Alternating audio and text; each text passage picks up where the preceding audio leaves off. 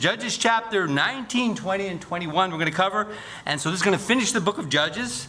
And let me just say here at the onset that it's not a very good ending. Okay, so if you like good endings, this is not the book you want to read. But it's going to get better next week when we do the book of Ruth, okay? And so, as we've seen, things have gotten steadily worse from the beginning of the book of Judges, which picks up right after the book of Joshua. Now, Joshua was a high point, right, in Israel's history. Joshua led them to possess the land, and that they did. And then there was the allocation of the land thereafter, their inheritance. However, and this is a big however, that first generation did not rid all the inhabitants of the land. And so that unfinished work came back to haunt them, and especially during the second and the third generations after. And that's what we've seen over the course of our study of Judges. These were generations who did not know the Lord nor the work which he had done for Israel. Judges chapter 2, verse 10. These were generations who did not know war. Everything was just handed to them. Because they were basically what? Inheriting all that their fathers had battled for. And so they did not know how to fight for the things of the Lord. And so what happened? Their commitment to God waned. And so did their strength and their blessing. Judges is a lesson on what not to do with success.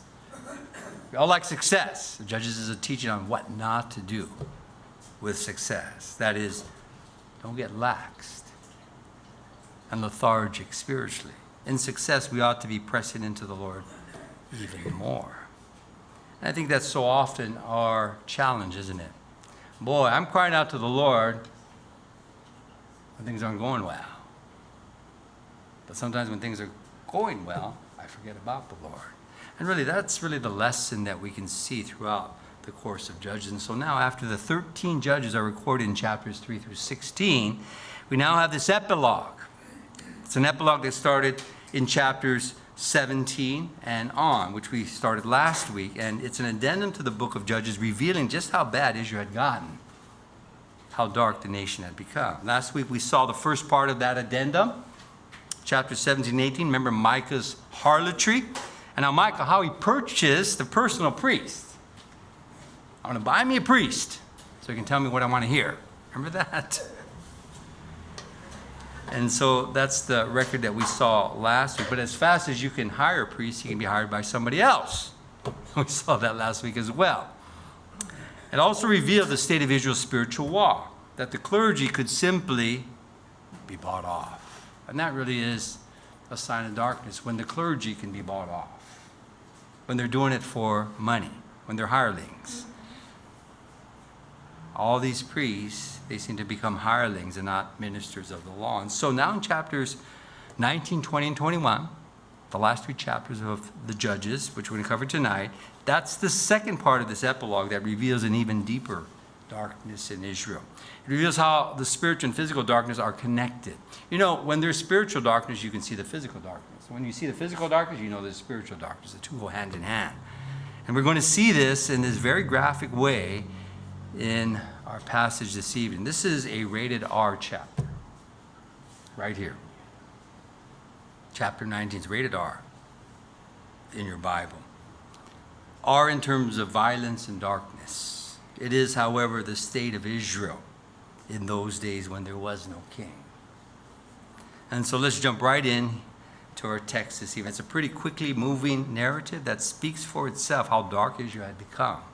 So I'm going to read through pretty fast without too much commentary, because it really does speak for itself. It's a fast-moving narrative on a very dark time in Israel's history. Now, verse 1, let's begin. Chapter 9, he says, "And it came to pass in those days when there was no king in Israel." Who's supposed to be their king?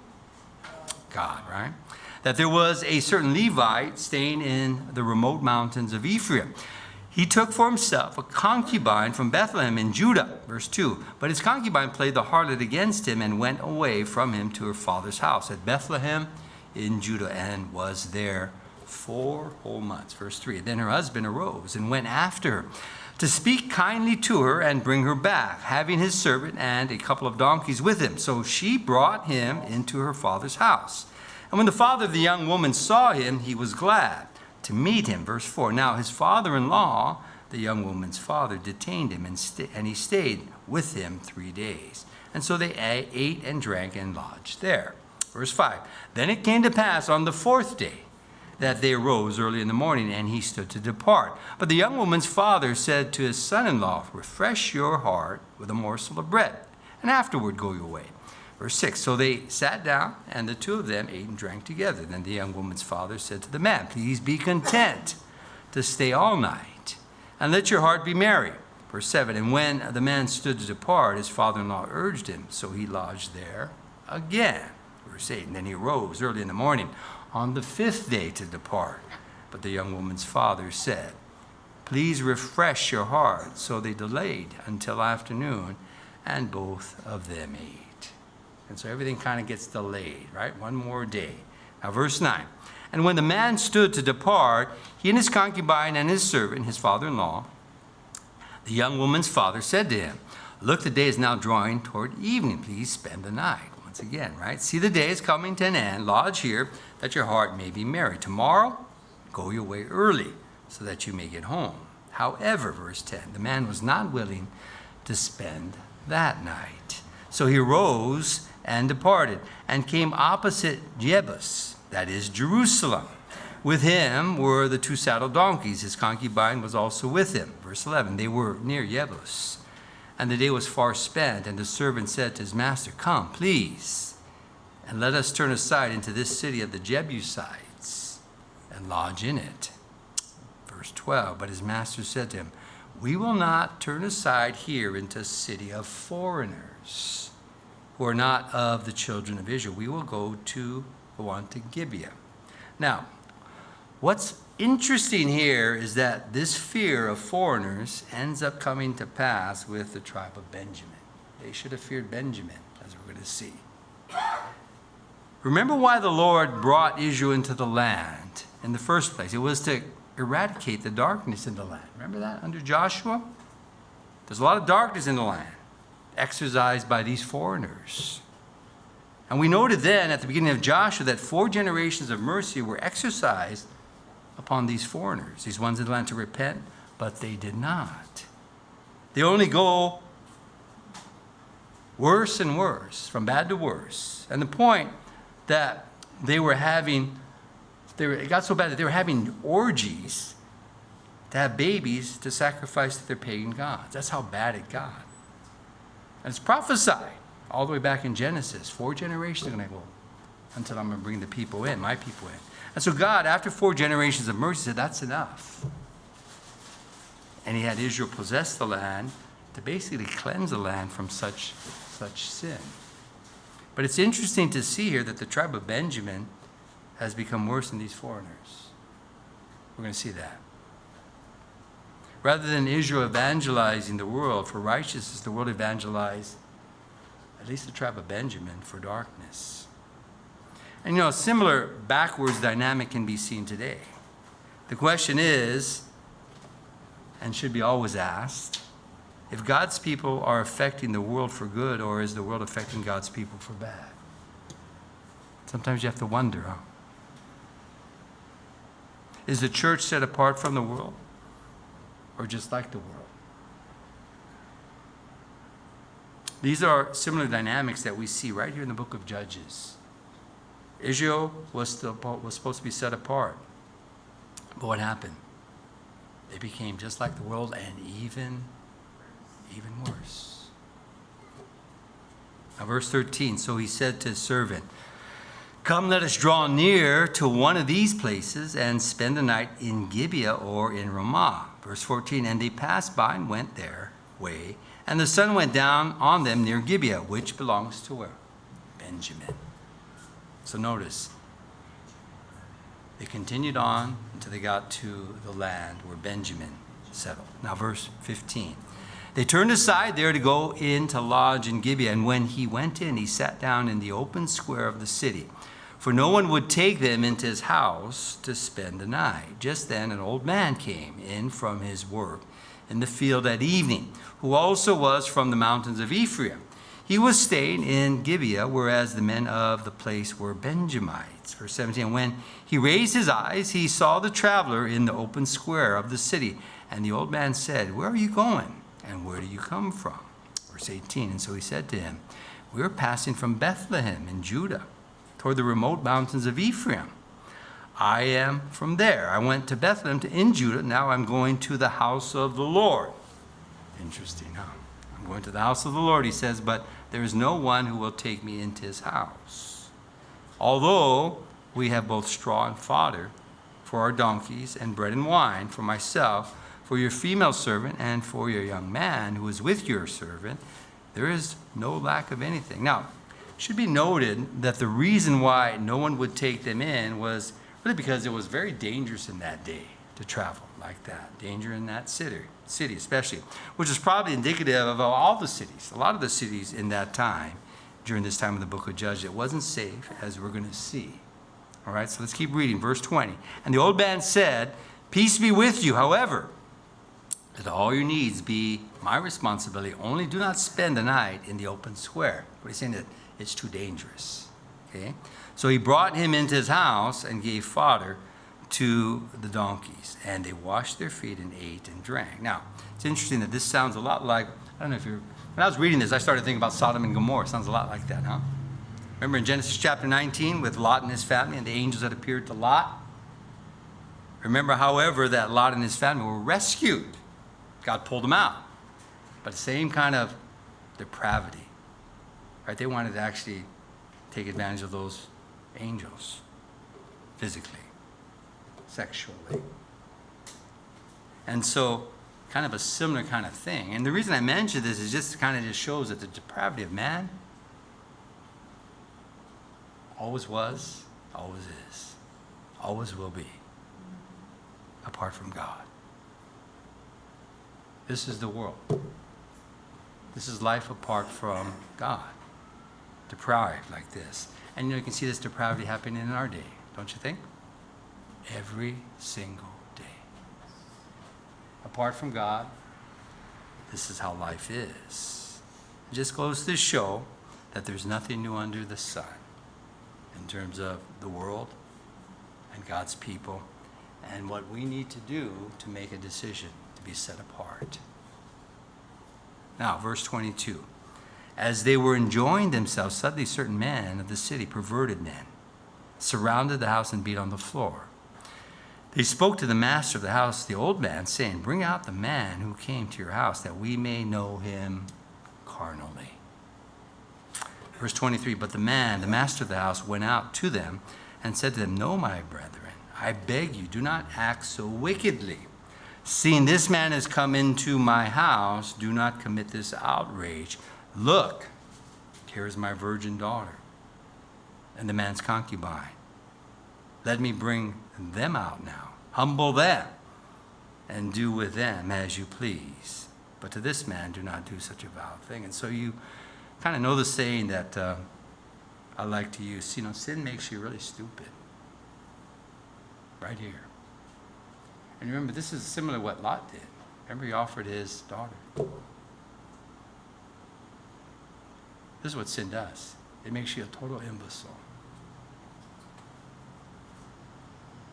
It destroys your mind. And this is exactly what we see described here. I mean, what is this guy talking about?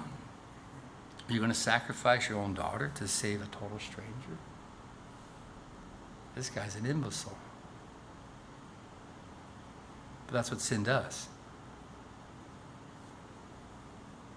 And this happens when there is no king ruled in your life. When you have chosen to remove God from your life. And you begin to do some really dumb things like this. One commentator, he wrote this. He said, the atrocity of this story lies only in the degenerate intentions of the men of Gibeah, but also in the willingness of the old man and the Levite to subject the defenseless women to brutal abuse. And that's what exactly happens when darkness rules a life. you start to make these totally crazy decisions. And so what's the remedy? When you see somebody like this, making these kind of dumb decisions, what's the remedy? What's the remedy to the darkness? You turn on the light. You ask Jesus into your life to rule and reign your life. That's what you do. That's the only remedy. Ask Jesus to rule and reign and be king of your life. Verse 25. But the men would not heed him. So the man took his concubine, brought her out to them. And they knew her and abused her all night until morning. And when the day began to break, they let her go. Verse 26, then the woman came as the day was dawning and fell down at the door of the man's house where her master was till it was light. And when her master rose in the morning and opened the doors of the house and went out to go his way, there was his concubine fallen at the door of the house with her hands on the threshold. Verse 28, and he said to her, get up and let us be going. But there was no answer. So the man lifted her onto the donkey, and the man got up and went to his place. Verse 29, and when he entered his house, he took a knife, laid hold of his concubine, and divided her into 12 pieces, limb by limb, and sent her throughout all the territory of Israel. Verse 30, and so it was that all who saw it said, no such deed has been done or seen from the day that the children of Israel came up from the land of Egypt until this day. Consider it, confer, and speak up. What is being described here? They're saying nothing like this has ever happened before. That's the depth that Israel finds itself in as they've forsaken God. This was the worst. No such deed has been done or seen from the day that the children of Israel, came up out of Egypt until this day. Israel was at the peak in Joshua. Now they're at the lowest valley, right here in Judges. Chapter 20, verse 1. And so all Israel, all the children of Israel came out from Dan to Beersheba, as well as from the land of Gilead. And the congregation gathered together as one man before the Lord at Mizpah. And the leaders of all the people, all the tribes of Israel, presented themselves in the assembly of the people of God, 400,000 foot soldiers who drew the sword. Verse 3. Now the children of Benjamin heard that the children of Israel had gone to Mizpah. Then the children of Israel said, tell us, how did this wicked deed happen? Verse 4. So the Levite, the husband of the woman who was murdered, answered and said, my concubine and I went into Gibeah, which belongs to Benjamin, to spend the night. And the men of Gibeah rose against me and surrounded the house at night because of me. They intended to kill me, but instead they ravished my concubine so that she died.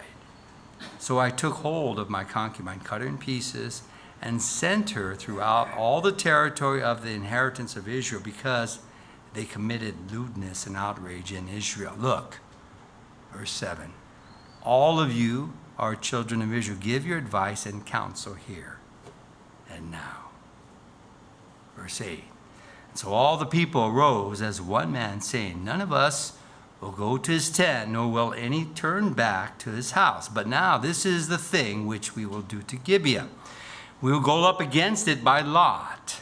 We will take 10 men out of every 100 throughout all the tribes of Israel, 100 out of every 1,000, and 1,000 out of every 10,000, to make provisions for the people, that when they come to Gibeah in Benjamin, they may repay all the vileness that they have done in Israel. Verse 11, so all the men of Israel were gathered against the city, united together as one man. Verse 12, then the tribes of Israel sent men through all the tribe of Benjamin, saying, what is this wickedness that has occurred among you? Verse 13, now therefore deliver up the men, the perverted men who are in Gibeah, that we may put them to death and remove the evil from Israel. But the children of Benjamin would not listen to the voice of their brethren, the children of Israel. And so the rest of Israel, as is being recorded, the other tribes are attempting to hold these perverted Benjamites accountable. That's what we're reading here. They're trying to exercise some form of justice according to the law of God. Now, let's think about this. The law, it seems almost like a foreign concept here, doesn't it, in this context? What should be common sense seems right here to have become uncommon. But such was the state of the nation of Israel at this point. And you know, I can't help but see that happening in our nation today. What's right has become wrong, and what's wrong has become right. What should be common sense, like something like a girl is a girl and a boy is a boy. Pretty common sense to me, has become uncommon. And so you can kind of say this, right? Such is the state with us as well. We're right there. But that's what happens when you take God out of the schools, out of the minds and hearts of people. The light turns to darkness, and what's wrong becomes right, and what's right becomes wrong. And we're seeing that happen right now today. It's when God is not king of the land. Verse 14, instead the children of Benjamin gathered together from their cities to Gibeah to go to battle against the children of Israel. And from their cities at that time, the children of Benjamin numbered 26,000 men who drew the sword, besides the inhabitants of Gibeah, who numbered 700 select men. Verse 16, among all this people were 700 select men who were left-handed. Everyone could sling a stone at a hair's breadth and not miss. Verse 17, now besides Benjamin, the men of Israel numbered 400,000 men who drew the sword. All of these were men of war. So there's going to be a civil war here, okay? Brother against brother of the Benjamites. Now verse 18, then the children of Israel rose and went up to the house of God to inquire of God. Interesting. They said, which of us shall go up first to battle against the children of Benjamin? And the Lord said, Judah first. Now, I want you to notice here, it's an interesting detail, isn't it? In this context, it says, then the children of Israel arose and went up to the house of God to inquire of God. You see, there's still a faithful remnant, isn't there? That sought God even in this dark, dark time. There's a faithful remnant that's seeking God. And so much application for us today in that. As dark as it gets in this world, you know what? You can be that faithful remnant. Inquire of God. Even in our day, let's be that faithful remnant. Let's be the ones, could be the minority, 1 out of 10, that inquires of God. Let's inquire of God daily, no matter how bad it gets. No matter who our president is. Or our other leaders. Let's be that faithful remnant. We can be sons and daughters of light in a dark world, a faithful remnant of God until he comes again in his son Jesus. Now verse 19. So the children of Israel rose in the morning and encamped against Gibeah. Verse 20, and the men of Israel went out to battle against Benjamin, and the men of Israel put themselves in battle array to fight against them at Gibeah. Verse 21, then the children of Benjamin came out of Gibeah, and on that day cut down to the ground 22,000 men of the Israelites.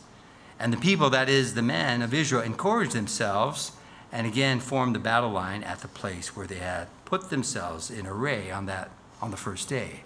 Verse 23, then the children of Israel went up and wept before the Lord until evening, and asked counsel of the Lord, saying, shall I again draw near for the battle against the children of my brother Benjamin? And the Lord said, go up against him.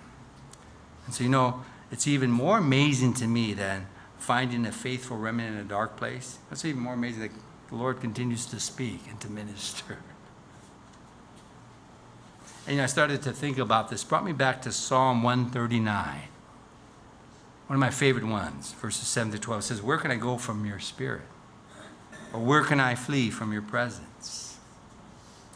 If I ascend into heaven, you are there. If I make my bed in hell, behold, you are there.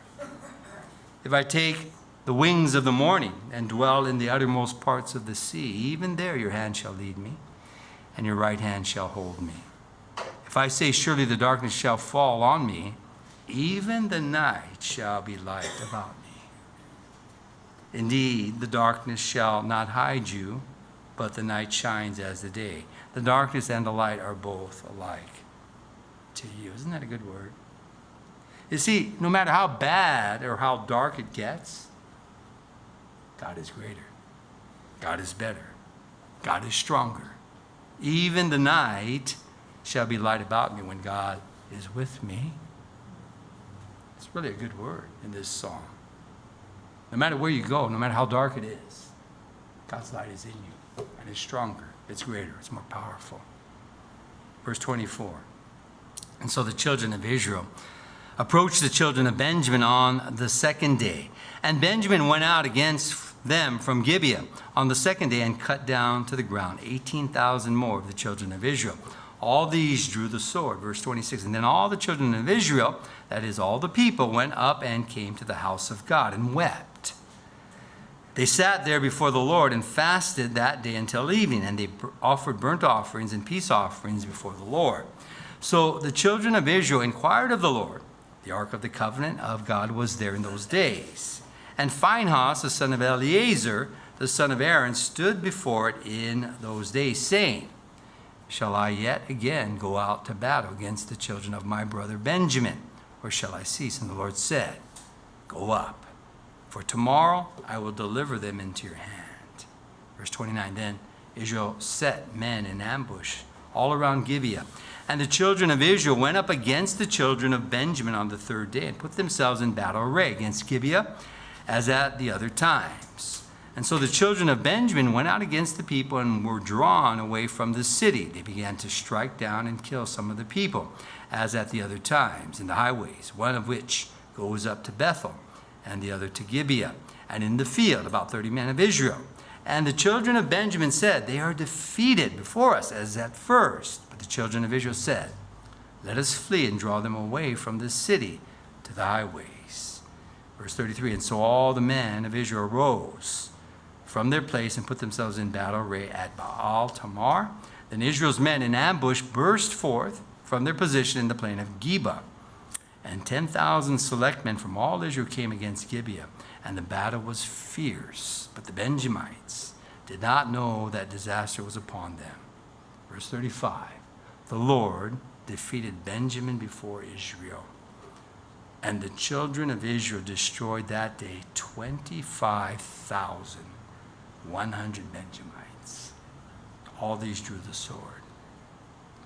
Verse 36, and so the children of Benjamin saw that they were defeated. The men of Israel had given ground to the Benjamites because they relied on men in ambush, whom they had set against Gibeah.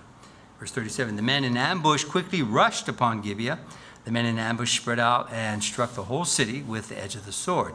Now the appointed signal between the men of Israel and the men in ambush was that they would make a great cloud of smoke rise up from the city.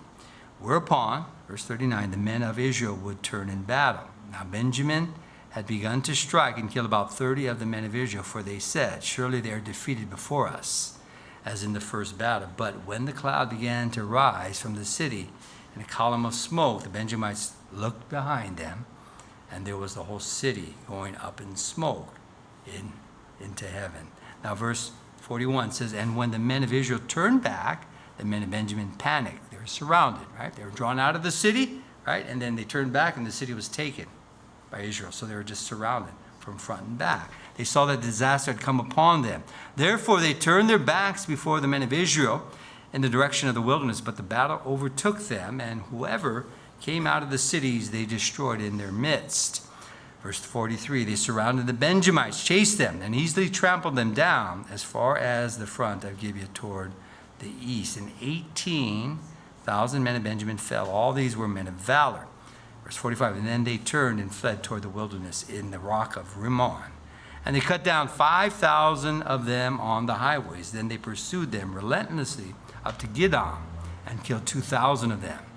Verse 46, so all who fell of Benjamin that day were 25,000 men who drew the sword. All these were men of valor. But 600 men turned and fled toward the wilderness to the rock of Rimmon, and they stayed at the rock of Rimmon for 4 months.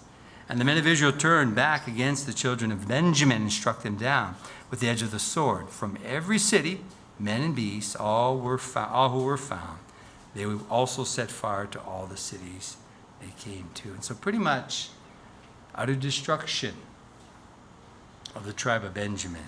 Not total, but close to it.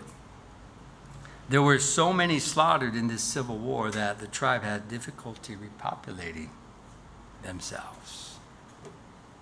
And it's interesting how it seems like the triumph under Joshua was such a long time prior, doesn't it? But you know, it really wasn't. It's only about 3 generations. And that would be the timeline relationship from grandparents to grandchildren. Anybody have grandchildren? In that time span, they went from Joshua to Judges, not too long. The spiraling spiritual decline was steep indeed, and pretty quick one. They're at the depth now. From grandparents to grandchildren. That's how long it took. It wasn't long. Chapter 21, we'll finish up. Verse 1. Now the men of Israel had sworn an oath at Mizpah, saying, none of us shall give his daughter to Benjamin as a wife. Verse 2, then the people came to their house of God and remained there before God till evening. They lifted up their voices and wept bitterly and said, O Lord God of Israel, why has this come to pass in Israel that today there should be one tribe missing in Israel? So many men were lost, and women, in this civil war from Benjamin, and the Benjamites were considered a missing tribe at this point. That's how few there were. Verse 4, so it was on the next morning that the people rose early and built an altar there and offered burnt offerings and peace offerings. The children of Israel said, who is there among all the tribes of Israel who did not come up with the assembly to the Lord? For they had made a great oath concerning anyone who would not come up to the Lord at Mizpah, saying, he shall surely be put to death. And so what they're trying to do is identify who in the other tribes of Israel did not come up and help with the civil war against Benjamin. Kind of a rash type of decision, though. Verse 6, and the children of Israel grieved for Benjamin their brother, and said, one tribe is cut off from Israel today. What shall we do for wives for those who remain? So not only were the men killed, but a lot of women were killed too.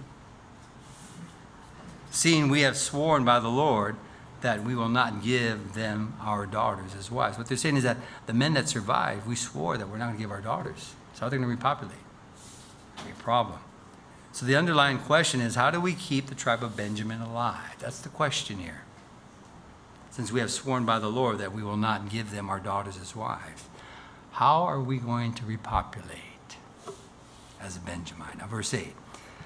And they said, what one is there from the tribes of Israel who did not come up to Mizpah to the Lord? And in fact, no one had come to the camp from Yabesh Gilead to the assembly. For when the people were counted, indeed not one of the inhabitants of Yabesh Gilead was there.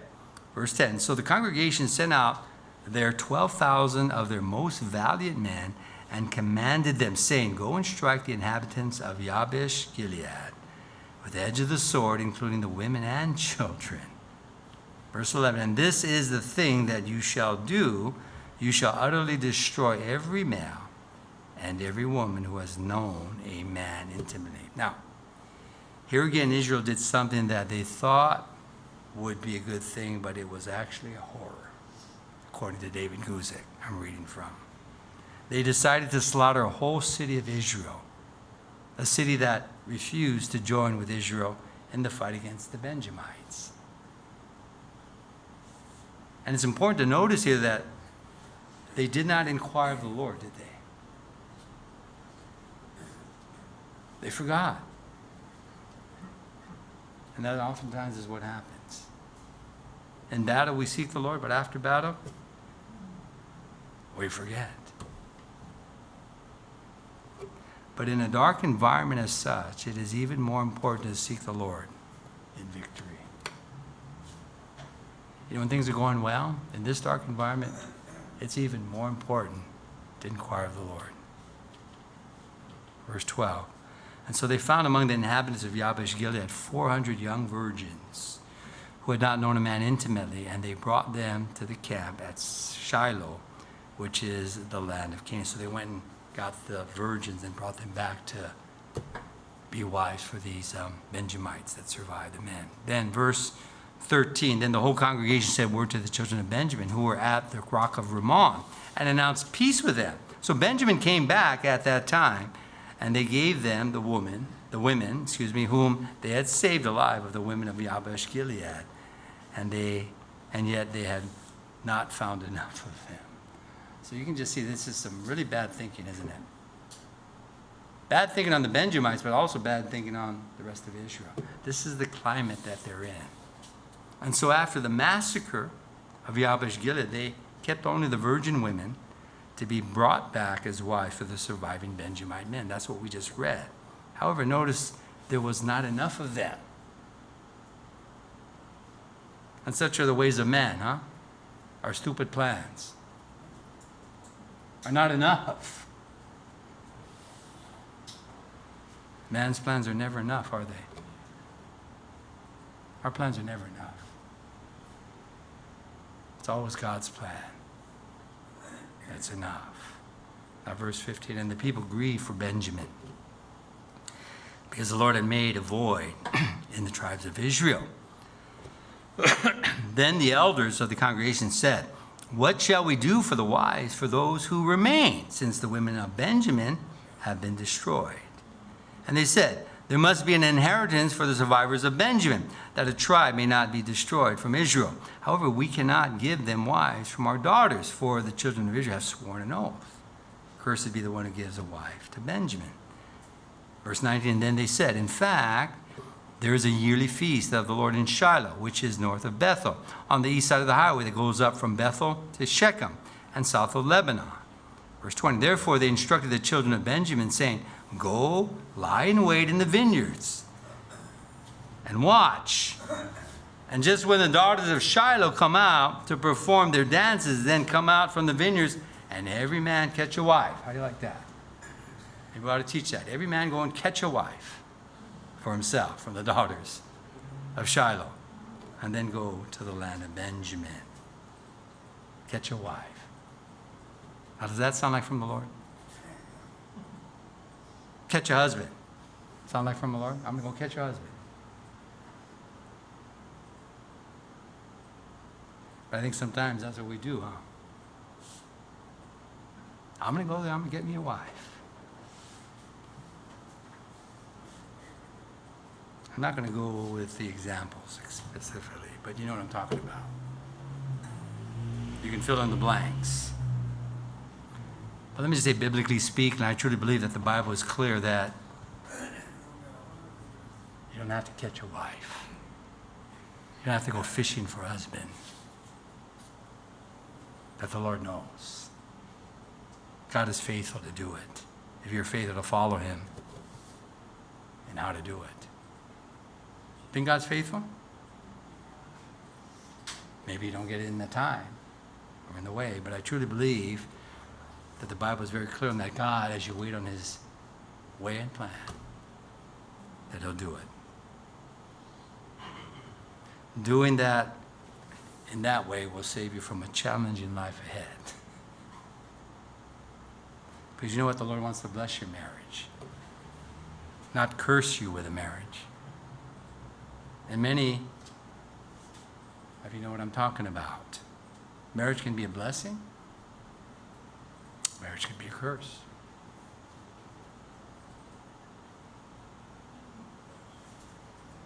You want the former, don't you?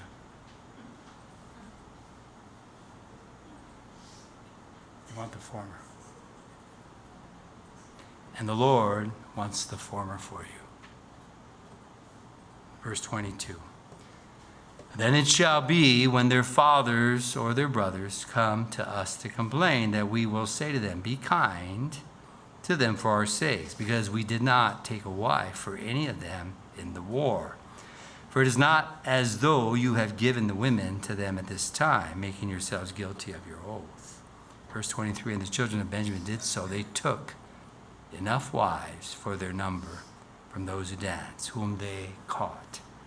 Then they went and returned to their inheritance, and they rebuilt the cities and dwelt in them. But you know what? From this point on, the tribe of Benjamin was never the same. It's never the same from this point on. They were restored, however. They even produced the first king of Israel. Who was what? Who was who? Who was the first king? Saul of Benjamin, right? But the tribe of Benjamin was really never the same in terms of their numbers and strength. Now, verse 24. And so the children of Israel departed from there at that time, every man to his tribe and family. They went out from there, every man to his inheritance. Verse 25.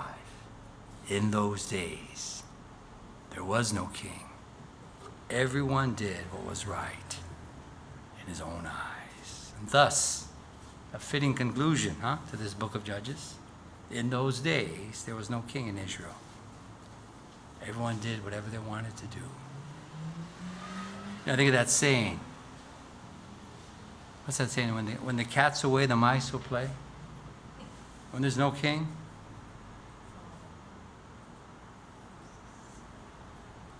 And in this case, what do? They play themselves into sin and darkness and death. There's no accountability.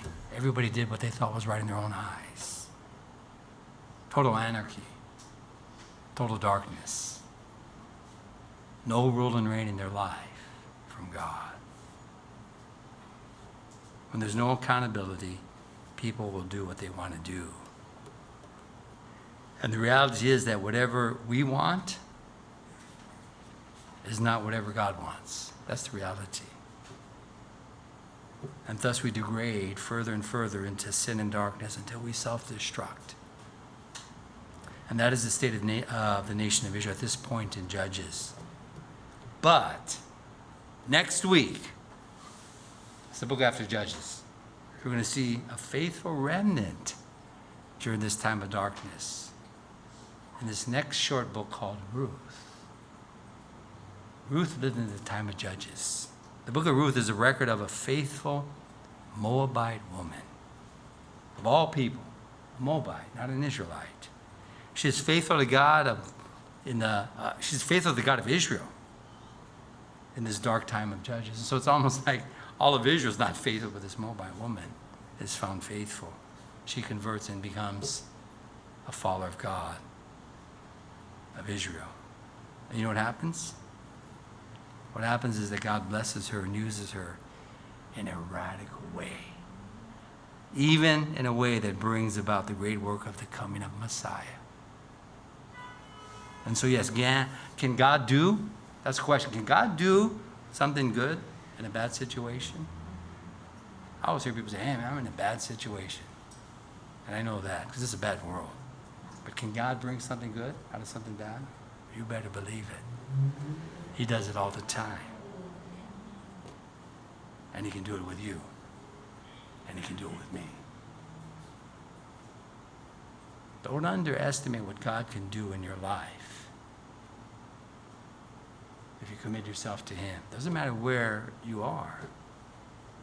Light pierces the darkness. His light is greater than the darkness. He can do it, and he desires to. That's why he has you there, and he'll strengthen you to do it. Lord, we thank you for your word. Lord, it's a tough set of scriptures, Lord, but Lord, in it all, you are the light. You are the great light. You are stronger than anything this world has to throw at us. And so, Lord, I pray just your strength, your covering over each one here, those that are tuned into the live stream. Lord, I know that you have them right in the place that you have them, in the workplace, a family, a challenging time, Lord, that you have them right where they need to be, lights shining in the darkness. So strengthen them, I pray, in Jesus' name. Amen.